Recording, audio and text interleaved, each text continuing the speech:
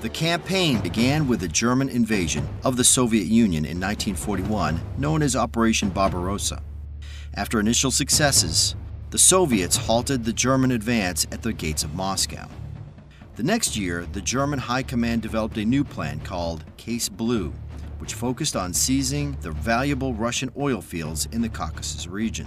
Once again, the German campaign began with great advances. However, the Caucasus offenses soon ground to a halt, and by mid-September, Stalingrad became a new major objective for the attacking German forces in southern Russia.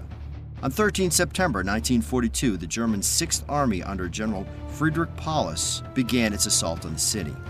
Lieutenant General Vasily Chuikov and his Soviet 62nd Army defended Stalingrad. Within 2 weeks, the Germans cleared much of the south and central portions of the city, although the Soviets stubbornly clung to a few small enclaves. Nonetheless, Paulus considered the center and south fighting to be over and began the fight to take the northern factory district. After a surprisingly rapid and successful assault on the tractor factory on 14 and 15 October, the Germans opened their attack on the Barrikady Factory on the following day. The Barrikady Factory was a sprawling complex. The factory grounds were roughly 2,500 meters long by 1,500 meters wide. The major factory halls were massive structures, and many made excellent defensive positions with good fields of fire, even from within. By the time the German army launched its assault on the factory, its structures and grounds had already experienced a tremendous amount of destruction. German bombardments and artillery barrages inflicted heavy damage to most of the buildings, and rubble was everywhere. The remnants of damaged and destroyed factory products, shell holes, and Soviet fighting positions littered the grounds. The area was an ideal location for defenders and therefore very difficult terrain for attacking forces. This apocalyptic scene typifies the urban battlefield and illustrates U.S. Army doctrine, which further explains that the three-dimensional urban terrain makes identifying, reporting, and targeting of enemy locations difficult. This is the environment faced by the German attacking force, which consisted of several divisions, well over 10,000 soldiers, who attacked from the north. For more than 2 weeks, this force pushed deep into the complex with the Volga River as its objective. The Red Army fiercely defended each building and ultimately stopped the German onslaught just 400 meters from the Volga, on the outskirts of the factory's lower settlement and the complex's administrative area, which the Red Army heavily fortified. The lower settlement was the last bastion of the Soviet defense in the Barrikady Factory. Current joint and Army doctrine can trace its origins to lessons learned in previous wars and military actions executed throughout history. The Eastern Front in World War II, and specifically the battles within the city limits of Stalingrad, highlight the complexities of urban warfare. Understanding current doctrine is key to successful integration of forces, synchronization of assets, and execution of complex orders.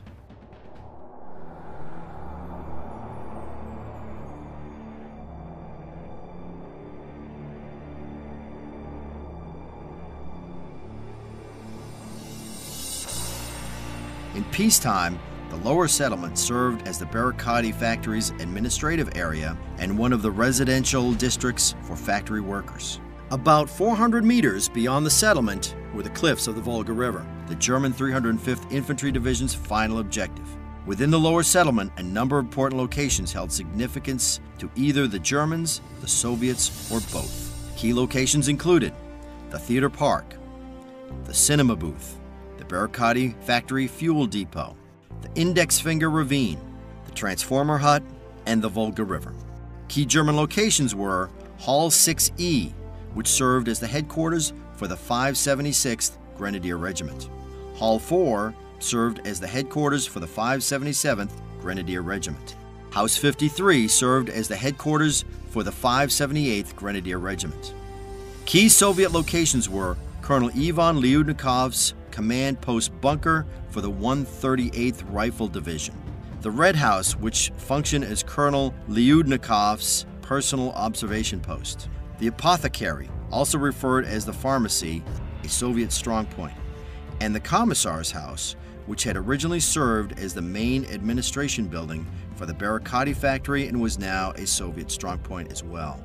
The defense of the lower settlement was primarily the responsibility of Colonel Lyudnikov's 138th Rifle Division, though the 241st Regiment of the 95th Rifle Division was responsible for the defense of the area between the apothecary and the fuel depot. By this time, the 138th Rifle Division consisted of 3 diminished regiments with a total combat strength of about 1,000 soldiers. Attached to the division was the sole remaining element of the 37th Guards Division, the 250 men of the 118th Guards Rifle Regiment. The 768th Rifle Regiment of the 138th Rifle Division in the north held positions anchored largely within an apartment complex. The 344th Rifle Regiment held another apartment complex near the massive Hall 4, which stretched south to the vicinity of Theater Park. The 650th Rifle Regiment also held part of the apartment complex near Theater Park, several other buildings east of there, and the Commissar's house itself.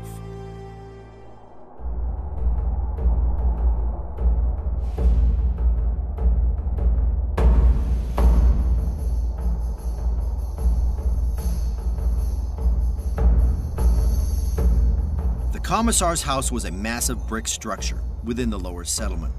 The house, completed in 1916 and solidly constructed with red bricks from the nearby brick factory, possessed an appropriately castle-like appearance. Its construction consisted of massive 3-foot thick walls, a reinforced concrete cellar, and was 2 stories in height. There was relatively clear fields of fire around the building in all directions, and the Germans considered the structure key terrain, a crucial defensive position within the 138th Rifle Division's defensive zone.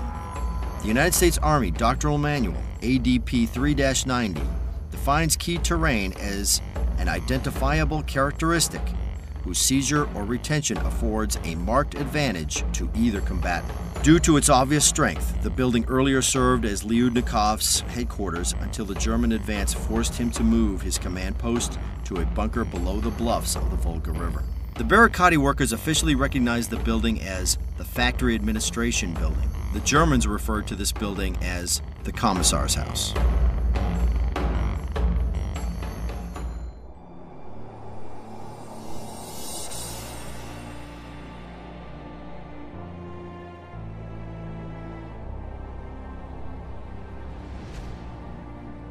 Several Soviet elements defended the Commissar's house and lower village area. These defenders were armed with light and medium machine guns, the PPSH submachine gun, Mosin Nagant model rifle, hand grenades, and the multi-purpose Molotov cocktail. They were also supported by the 76mm anti-tank gun ZIS-3. The unit responsible for this sector of the 138th Rifle Division's area was the 650th Rifle Regiment, commanded by Major Fedor Peshenyuk. A severely reduced company of perhaps 40 or 50 men from the 650th Regiment defended the building. Another small element was the NKVD blocking detachment of about 6 men, commanded by Lieutenant Leonid Klyukin. Klyukin's mission was to position his troops behind the defenders and ensure they did not desert their posts. Klyukin described the Soviet defense efforts within the building. The workers' militia, together with soldiers, took up defense in this house. Machine guns were placed in vacant window openings. Mortars were positioned on the second floor. Boxes of ammunition were delivered at night from the bank of the Volga. Placed on hand near the windows were hand grenades, cartridges, and bottles filled with incendiary mixture. Finally, there were a handful of irregular soldiers, perhaps 15 to 20, from a workers' militia unit, also known as special brigades. These men had been, until recently, workers in the Barrikady Factory. The quality of these troops ran the gamut from dedicated fighters to unreliable skulkers, thus the need for the blocking detachment troops. Overall, it is likely that there were no more than 60 to 70 men defending the Commissar's house on 11 November, the day of the first attack.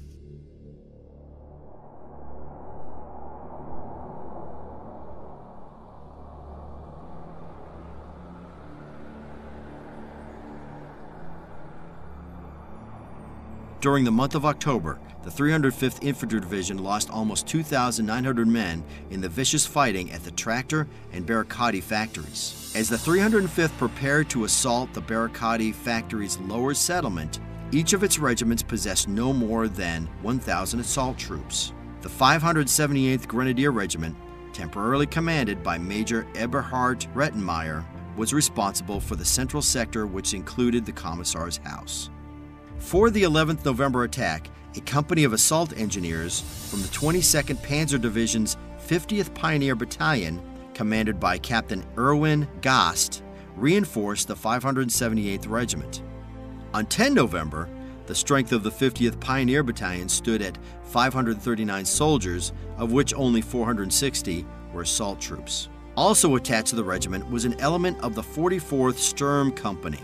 This was an ad hoc infantry assault group formed from the elements of the 44th Infantry Division and sent to Stalingrad at the same time as the 6 Pioneer Battalions, and for the same purpose. The attacking German infantry and pioneer soldiers were equipped with the Mauser 98 rifle or the MP-40 submachine gun.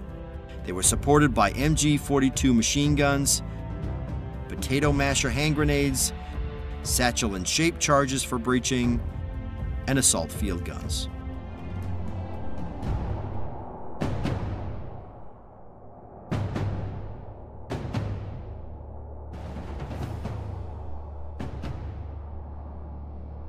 The 11 November attack on the Commissar's house was part of the larger Operation Hubertus. This attack was the Sixth Army's plan to overrun the remaining Soviet forces defending the Barrikady and Red October factory districts. The organization of the German plan of attack demonstrated current U.S. Army doctrine for the characteristics of offensive operations found in FM 3-0. The commander must incorporate audacity, concentration, surprise, and tempo when planning and executing the attack. The 305th Infantry Division's mission was to attack the lower settlement area east of the Barrikady Factory. The plan consisted of 3 axes. To the division's south, the 576th Grenadier Regiment, reinforced by troops of the 294th Pioneer Battalion, would attack to seize the Barrikady fuel depot. To their north, the 577th Grenadier Regiment, reinforced by troops of the 305th and 336th Pioneer Battalions, and part of the 44th Sturm Company, would attack to seize the apartment buildings between House 73 and House 77 in the lower settlement area, then advance to the Volga. The 389th Infantry Division's 546th Infantry Regiment and the 45th Pioneer Battalion were assigned to support the 305th's left flank by attacking a small compound of warehouses to the north of the factory.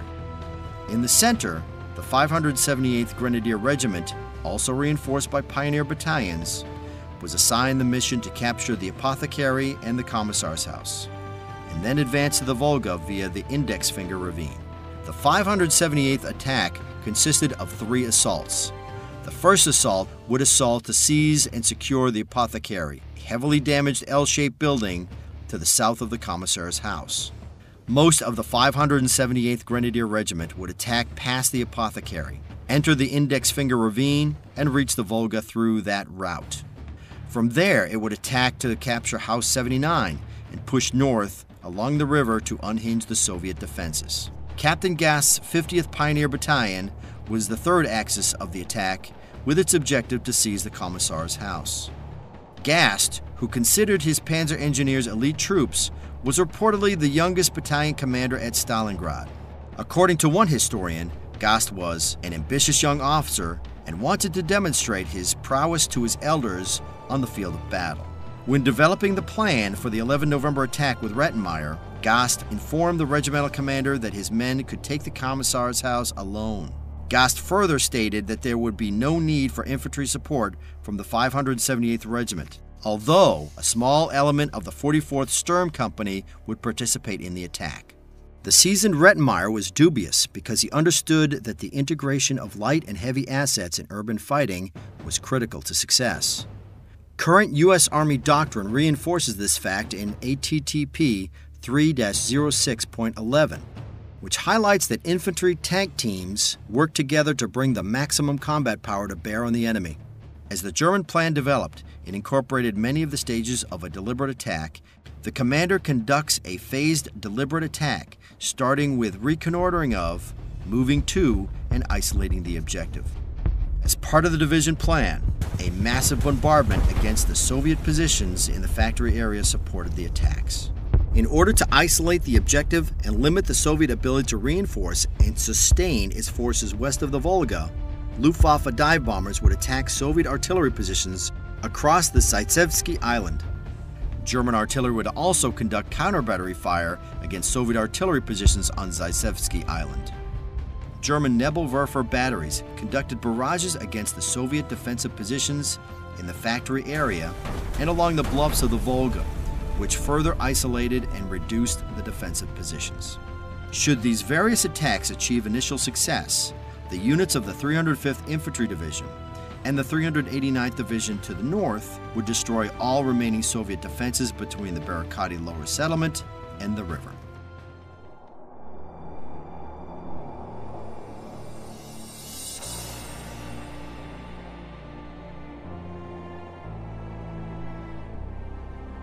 The artillery and air attacks began on 7 November as planned.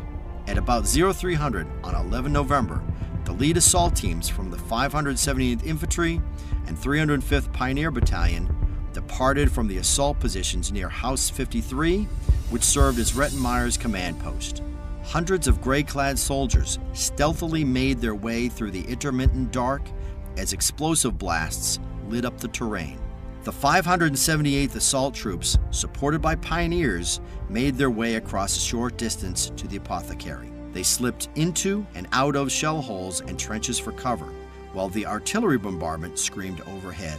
From daily observation, pioneers knew that they would not be able to gain access to the apothecary through normal entrances, which the Soviets obstructed or blocked with mounds of rubble. Covered by the infantry, the sappers moved to the outer wall of the apothecary and set several large demo charges against it, and moved back to the shell holes with electric wires trailing them.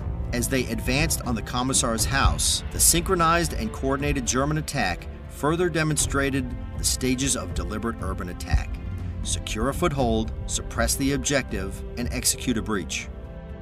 The assault commander gave the signal. The pioneers cranked the handles and in a blinding flash blew several huge holes into the sides of the building. The Soviet defenders inside the building were totally caught by surprise, most likely due to the noise of the almost constant artillery barrage over the previous 4 days. Within seconds, the German infantry advanced to the building and entered the structure. The teams rapidly made their way through the halls and upstairs as they eliminated or captured the Russians who were still able to resist. From the upper floors, the Germans fought downward until they were fighting the remaining Soviet defenders between the first floor and the cellar. By dawn, the apothecary was secure and the Germans had captured 45 defenders. The soldiers of the 578th Infantry now trained their guns on the massive building next door, the Commissar's house, to help with that battle, which by this time was floundering. The attack of the 50th Pioneer Battalion on the Commissar's house did not go as well. About 0315, Gauss men advanced from House 56, while the small 44th Sturm Company detachment left from House 72. The Commissar's house had 3-foot-thick solid walls, and the sappers had to search for areas where the charges would make the biggest holes and had some chance of actually penetrating into the building. Reaching the outside wall from the south side, the pioneers began searching for spots to place their charges. Unable to find suitable locations for the demolitions in the dark, Gauss directed his men to move to shell holes and trenches, mostly located to the west and southwest of the building.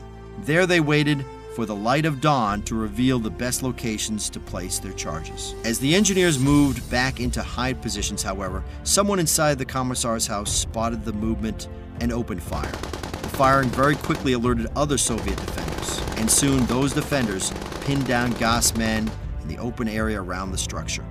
In addition to heavy small arms and machine gun fire, the Soviet defenders also began to throw grenades from the building towards the stranded Germans.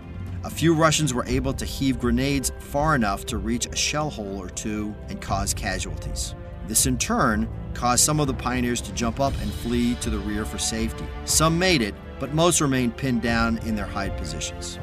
The inability to find a suitable breach point caused Gauss to lose the element of surprise and prevented seizing the initiative.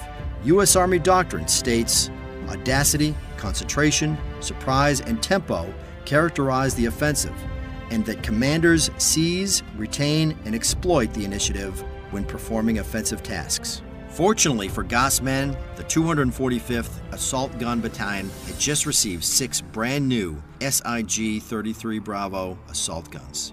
These tank-like weapons had been designed and built almost overnight, specifically for the type of fighting conducted in Stalingrad. The lighter Sturmgeschütz III assault gun, most still possessing a short-barreled 75mm gun, were capable of destroying soft-skinned vehicles and light fortifications. However, they were inadequate to penetrate the heavy walls of many of the older buildings in Stalingrad.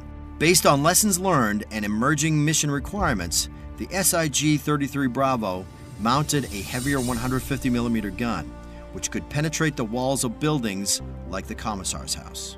6 of these new vehicles were assembled at the Barrikady Factory's front gate when the assault gun commander received a call to come to the rescue of the 50th Pioneer Battalion.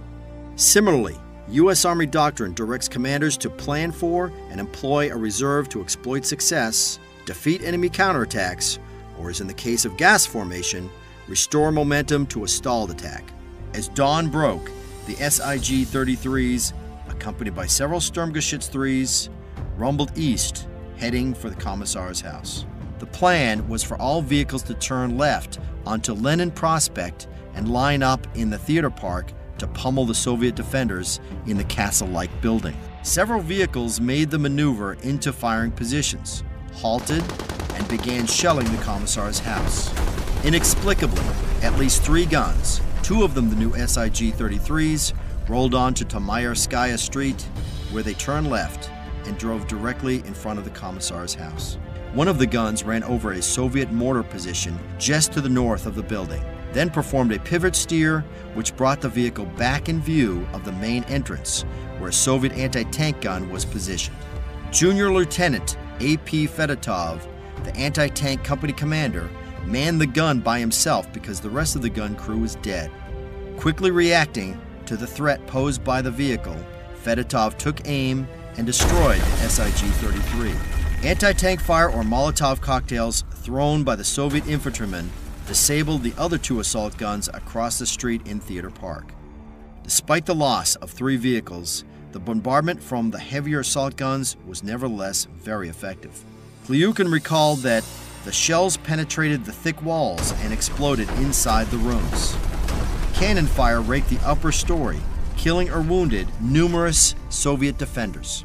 The smoke and distraction provided by the assault gun attack enabled the rest of Gauss's men to escape. Nevertheless, the 50th Pioneer Battalion lost 17 men killed and another 61 wounded in the attack.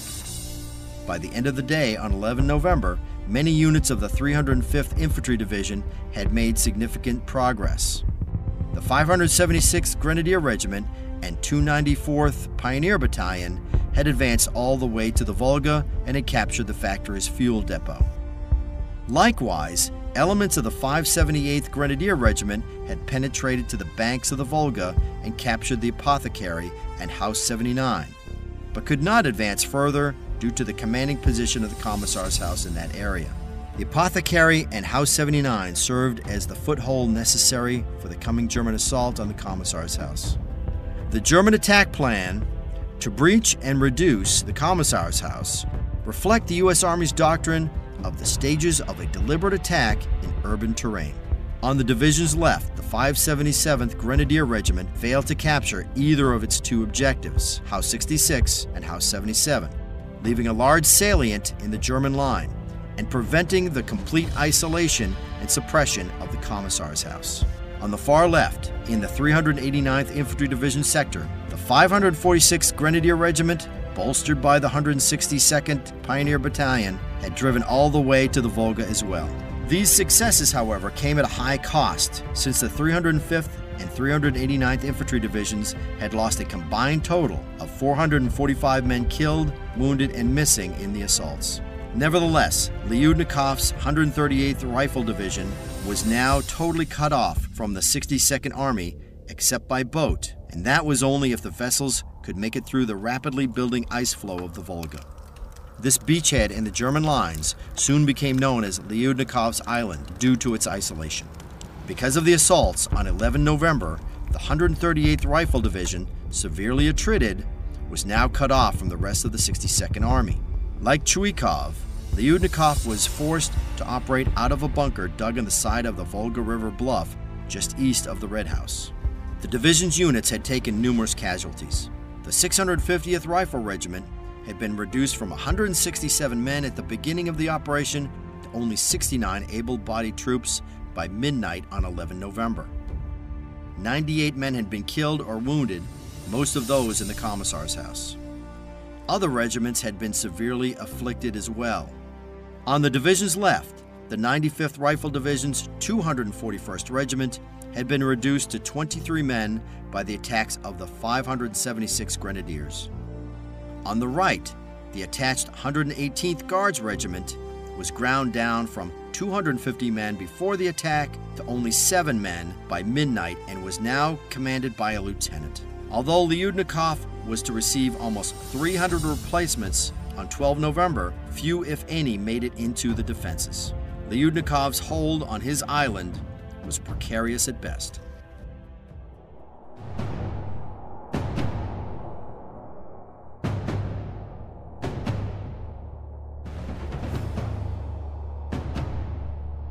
Operations in the lower settlement area on 12 November were limited to minor attacks and counterattacks, while both sides planned follow-on operations.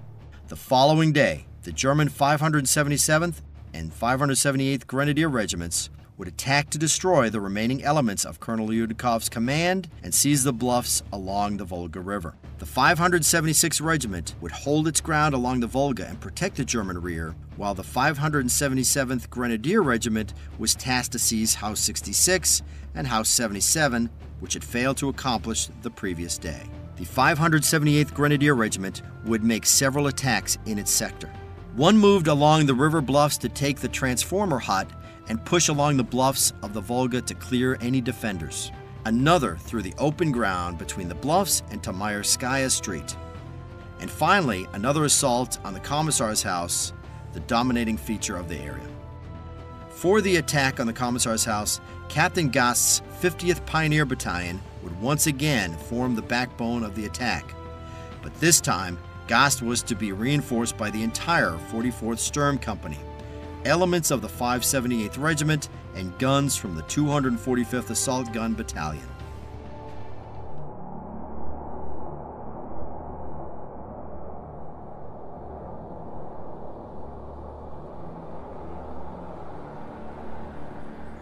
Since Gast's first attempt to capture the Commissar's house was an utter failure, he queried Rettenmeier and other leaders on the best way to approach and enter the building. These men had been in the factory district for over 3 weeks and had developed an eye for the most effective means of attacking buildings in the area. Counterintuitively, they recommended that Gast should conduct his attack through the central courtyard and enter through the blocked main doors by blasting their way through. Gast adopted their recommendation. Gast's discussion with the commanders and seasoned veterans of the Stalingrad campaign demonstrated the ADRP 6-0's mission command principle of gathering information.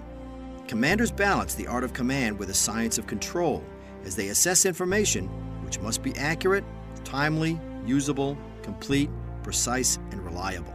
Accordingly, Gast's plan for the 13th November attack was simple and bold. The assault teams would leave the assault position in House 71, move straight into the courtyard of the Commissar's house, guided and supported by troops of the 578th, and destroy the front doors. From there, the infantry would set up blocking positions along the wing halls and prevent the defenders from attacking into the front foyer area. Meanwhile, the sappers would proceed to the second floor and clear the building from the top down. At 10:00, the first of several assaults began. The meager number of troops of the 650th Rifle Regiment still in the building successfully fought off the first few attempts to approach the Commissar's house. At 13:10, 10 assault guns, including 3 of the new SIG-33 Bravo vehicles from the 245th Assault Gun Battalion, arrived and began battering the building with 75mm and 150mm shells. The assault guns' mission was to deny the upper story of the building. The heavy 150mm shells reduced much of the second story to rubble and forced the survivors down to the first floor or to the cellar. Leonid Kliukin recalled the German attack. The Germans stormed the factory administration building in which our civil guardsmen fought together with the soldiers of the 138th Rifle Division. The Germans fired at this bastion with artillery and mortars. Every window and breach in the walls were under the sights of hostile snipers. Flaring up in one place or the other in the building were fires. Dense, suffocating smoke spread throughout every story.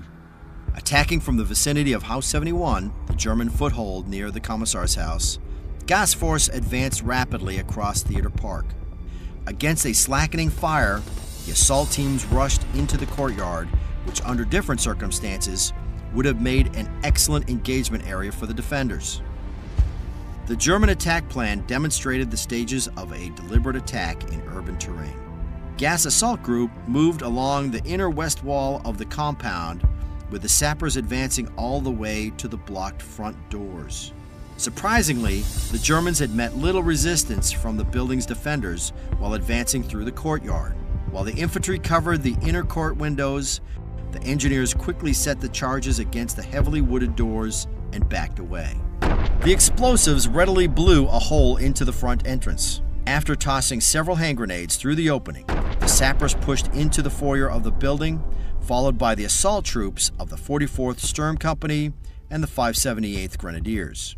The heavy construction of the building made movement inside an odd experience. The German soldiers left behind bright daylight and all the noise of battle on the outside and entered a building that was initially silent and very gloomy, made more so by the dust and smoke from the grenades.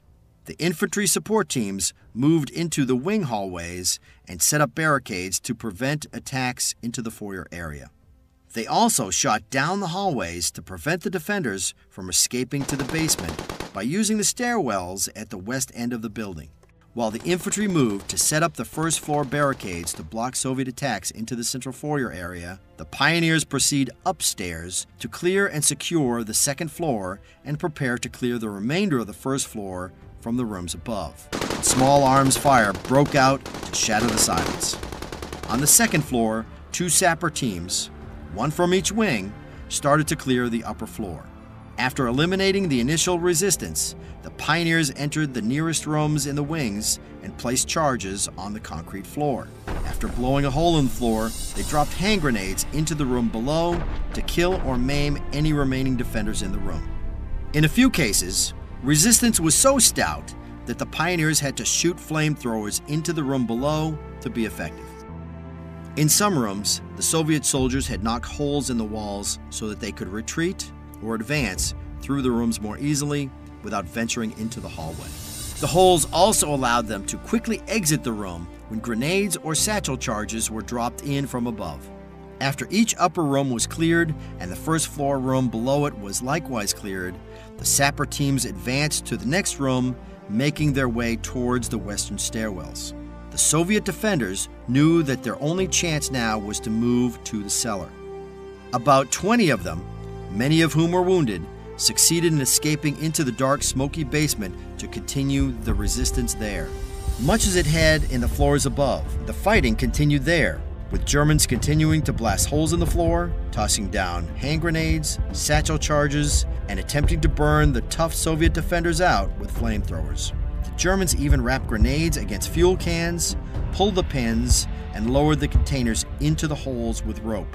The detonation sent burning fuel in all directions and burned up much of the oxygen. However, the defenders held on for a while longer. To try to protect the wounded, the Soviets placed the men in the tunnel at the west end of the building. The fighting was bitter and lasted several hours. Finally, sometime after 1600, a messenger from the Commissar's house arrived at House 53 and reported to Rettenmeier that the building was taken. At about the same time, the 577th Grenadiers finally secured House 66 and 73 to the west as well. To the east, closer to the Volga, the attacks of the 162nd Pioneers and the 578th Grenadiers initially make good progress. In fact, the 162nd Pioneers actually advanced almost to Lyudnikov's headquarters bunker, but the division commander, about 30 men from the division staff, and an engineer detachment successfully fought off the German assault. The 162nd Pioneers and the 578th Grenadiers were both eventually driven back by Lyudnikov's counterattacks, and the total yardage gained in those sectors ultimately amounted to only 70 meters for the day. Lyudnikov's actions illustrate the U.S. Army doctrine that advocates the use of counterattacks to retain the initiative, even when conducting a defense. Of the remaining 90 soldiers of the 650th Rifle Regiment defending in and near the Commissar's house on 13 November, 55 were killed or wounded. Only 9 Russian defenders made it out of the building itself, one of whom was Kliukin. The wounded men in the tunnel apparently perished when it collapsed on them during the fighting. By midnight on 13 November, Lyudnikov was down to only 750 soldiers able to fight in the entire 138th Rifle Division. His island was getting smaller. The German casualties for 13 November were not clear. There were a total of 80 men killed and wounded in the entire 305th Infantry Division that day, not including any of the attached Pioneer battalions. Some of the 305th casualties were undoubtedly from the elements of the 578th Grenadiers fighting at the Commissar's house. Gast's 50th Pioneer Battalion alone suffered another 50 men killed and wounded in the assault, most of whom were struck down on their way to or in the Commissar's house. The commander must plan for casualties in urban terrain which potentially inflict the highest casualty rates. All offensive actions that do not achieve complete victory reach a culminating point when the balance of strength shifts from the attacking force to its opponent. When the offensive action halts, the attacking unit can regain its momentum, but normally this only happens after difficult fighting or after an operational pause. The fighting in the lower settlement area tapered off after 13 November, although the 305th Infantry Division slightly reduced the area of Lyudnikov's island. The men of the 138th Rifle Division successfully held on to their toehold until the end of the battle. Operation Hubertus itself concluded on 18 November 1942, but it was obvious before then that the effort had failed. The 62nd Army still held parts of the Red October and Barrikady Factory complexes. Throughout the battle, Chuikov's tough Soviet soldiers had held out against everything the 6th Army could send against them, but just barely. When viewed through the lens of the current operating environment, the Battle of Stalingrad provides current military professionals a superb case study for analyzing military operations in urban terrain. Although technology and tactics have changed the contemporary battlefield, one can still learn a great deal by examining the operations of the two opponents who contended the city. Using current U.S. Army doctrine to compare and contrast those operations, one can develop extremely useful insights and a greater understanding of the brutal and resource-intensive nature of city fighting.